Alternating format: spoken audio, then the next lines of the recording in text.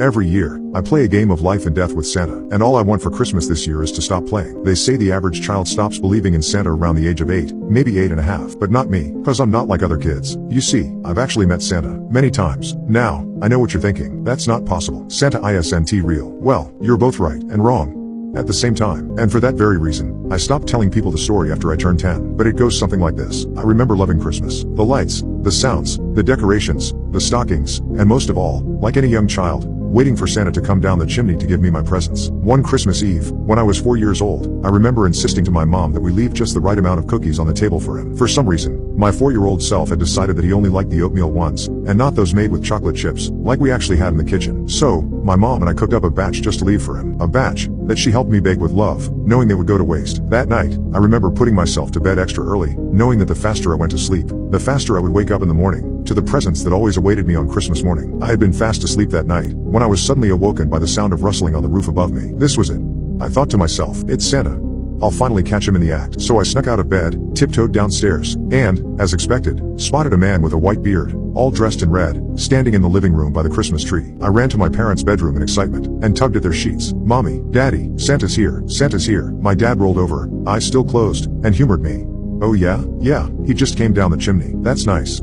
Now go to bed, Bobby, my mom added, before they both returned to their slumbers. I did as she said, and went back to my room, but as soon as I heard my dad begin snoring again, I carefully made my way back down to the living room, to catch another glimpse of Santa. I peeked my head around the corner, and there he was. It's really him. It's really Santa. I kept staring at him, not wanting to miss a moment of his visit. When he finally noticed me, he seemed puzzled for a moment, before he waved me over. Hi, Sant. I began to excitedly call him by name, but he quickly placed one finger over his mouth. Shh, Bobby, he whispered, before picking up one of the cookies we had left on a plate for him, dipping it in the glass of milk beside it, and taking a bite. Eventually, he reached into a large, green velvet bag, which was filled to the brim with packages, and removed one. He then proceeded to place the wrapped box on a rocking chair beside him, and patted the seat, gesturing for me to join him. Who was I to disobey Santa? I thought to myself, as I ran over to the chair, picked up the package, hopped onto the seat, and opened the gift in a scurry.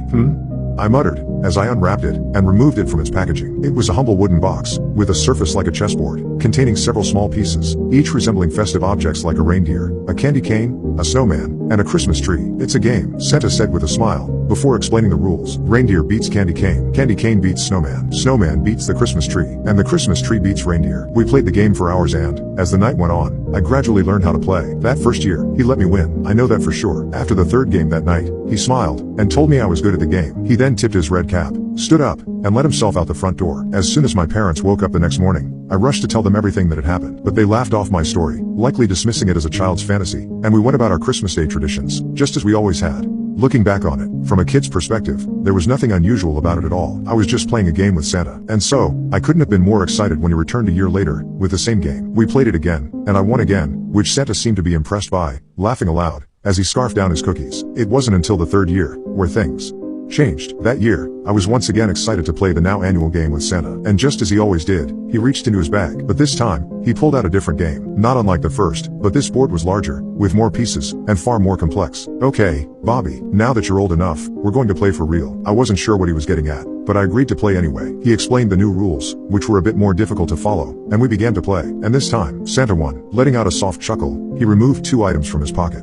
A piece of charcoal, and a scroll. He then unrolled the paper, revealing the words, naughty list. Below them was a list of names. He then proceeded to take the piece of charcoal and scratch it across the first name on the list, until it was completely crossed out. And then, he simply left, just as he always did, through the front door. Truth be told, I didn't think much of it at the time, or the next year, or the one after that. And every year that he won, he would do as he always did, and scratch a name off the naughty list. Now, around this time, it just so happened that in my town, there came to be known something that the locals referred to as the Christmas murders. For 3 years in a row, 3 people had died on Christmas. We all knew their names well: Daniel Jones, Sarah Anderson, and Michael Taylor. By now, I was just old enough to be suspicious of the correlation. So the next year when Santa came around again, I paid careful attention to the first name on the list, and memorized it before Santa crossed it out. David Miller. And sure enough, the next day, the headline of our newspaper read, Christmas Slayer strikes again. This year, David Miller. That's when I realized that every time I lost the game to Santa, an innocent person died. That's when I realized that this was not Santa. This was someone else. After that, I stopped looking forward to his visit. I tried everything, locking myself in my room, hiding in the attic, even running outside. But every year, Santa found me. Every year we played the game, and every year that I lost, someone died. But last year was different. Last year, I refused to play the game. But you have too, Bobby, Santa insisted. Or what? I shot back. Well, let's see who's on the list this year, he said, as he removed the paper from his pocket, unrolled it, and lowered his glasses.